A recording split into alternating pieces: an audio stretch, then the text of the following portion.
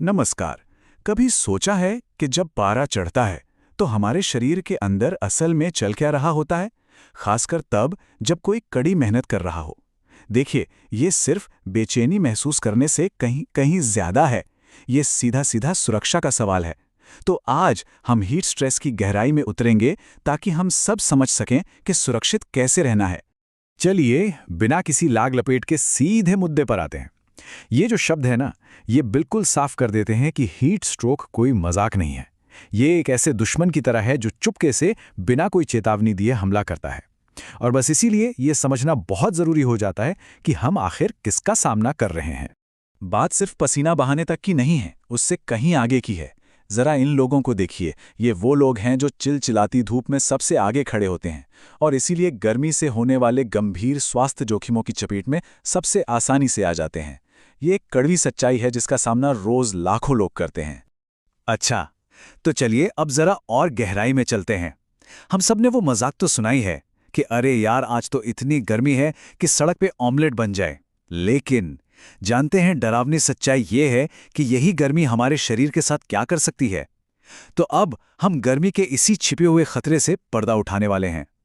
ये सुनने में थोड़ा कठोर लग सकता है, लेकिन दिमाग को फ्राई कर देना, ये बात एकदम सटीक बैठती है जब हम गंभीर हीट स्ट्रेस की बात करते हैं। होता क्या है कि जब शरीर का अंदरूनी तापमान बेहिसाब बढ़ने लगता है, तो वो सचमुच हमारे जरूरी अंगों को एक एक करके बंद करना शुरू कर देता है। नतीजा, इंसान बेहोश होकर गिर सकता है और उसकी मौत भी हो सकती है। ये आंकड़ा देखिए जरा। हर साल 400 से ज्यादा लोग गर्मी की थकावट और हीट स्ट्रोक से अपनी जान गंवा देते हैं। ये एक बहुत ही चौंकाने वाला नंबर है। लेकिन यहाँ सबसे ज़रूरी बात पता है क्या है? इनमें से हर एक मौत को रोका जा सकता था। मतलब बदलाव लाने की ताकत हमारे ही हाथों में है। तो सवाल ये उठता है कि जब हमारा शरीर बहुत ज्यादा गर्म हो जाता है, तो अंदर असल में होता क्या है? चलिए, शरीर पर होने वाले इस हमले के पीछे की साइंस को समझते हैं। क्योंकि अगर हम ये समझ गए कि ये कैसे होता है, तो इसे रोकना भी सीख जाएंगे। अच्छा, इसको ऐसे समझिए। मान लीजिए हमारा शरीर एक घर है जिसमें एक कूलिंग सिस्टम, एक थर्मोस्टेट लगा है। हीट स्ट्रेस वो हालत है जब बाहरी गर्मी इतनी ज्यादा हो जाती है कि हमारा ये अंदरूनी थर्मोस्टेट पूरी तरह जवाब दे जाता है। System fail. शरीर खुद को ठंडा करने की ताकत खो देता है और बस अंदर का तापमान खतरनाक तरीके से बढ़ने लगता है। यहाँ देखिए, एक तरफ हमारे शरीर का नेचुरल डिफेंस सिस्टम है, ठंडा रहने के लिए पसीना बहाना और खून के बहाव को तेज करना। और फिर दूसरी तरफ वो हालत है जब ये पूरा सिस्टम ही ठप पड़ जाता है। बस यही वो मोड़ है जहां शरीर अपना कंट्रोल खो देता है और सब कुछ गड़बड़ होना शुरू हो जाता है। तो याद रखने वाली बात यह है कि ये खतरा 3 चीजों के मिलने से बनता है। पहला, बाहर का मौसम कैसा है, मतलब तापमान और नमी। दूसरा, इंसान की अपनी शारीरिक हालत कैसी है। और तीसरा, वो कितनी ज्यादा मेहनत कर रहा है। ये तीनों मिलकर तय करते हैं कि खतरा कितना बड़ा है।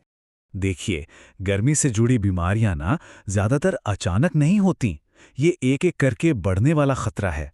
और इसीलिए अगर हम शुरुआती चेतावनी के संकेतों को पहचान ले, तो किसी भी बड़ी मुसीबत को टाला जा सकता है। तो चलिए, इस खतरे की सीढ़ियों को एक एक करके समझते हैं। इसे बिल्कुल एक सीढ़ी की तरह ही समझिए। शुरुआत होती है किसी बहुत मामूली चीज से, जैसे कि घमौरी। लेकिन अगर इसे नजरअंदाज कर दिया तो ये सीढ़ी तेजी से ऊपर चढ़ती है।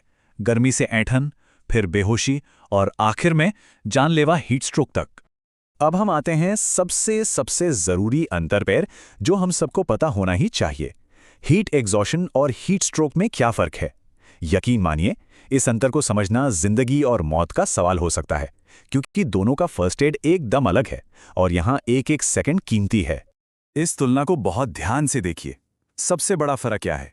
हीट एग्जॉशन में इंसान को बहुत ज्यादा पसीना आता है, लेकिन हीट स्ट्रोक में पसीना आना बंद हो जाता है। त्वचा गर्म, सूखी और लाल पड़ जाती है। और अगर इसके साथ साथ इंसान बहकी बहकी बातें कर रहा है या उसे तेज सिरदर्द है, तो समझ जाइए ये एक मेडिकल इमरजेंसी है। अगर किसी को हीट स्ट्रोक होने का जरा सा भी शक हो, तो एक पर भी बर्बाद नहीं करना है। ये एक मेडिकल इमरजेंसी है, तुरंत मदद बुलानी है। और जब तक मदद पहुंचे, ये फर्स्ट एड के जो कदम हैं, ये किसी की जान बचा सकते हैं। तो ठीक है, अब हम खतरे को तो समझ गए हैं। तो चलिए अब बात करते हैं रोकथाम की, यानी बचाव की। ये कुछ बहुत ही प्रैक्टिकल तरीके हैं जिन्हें कोई अकेला इंसान भी अपना सकता है और पूरी की पूरी टीमें भी।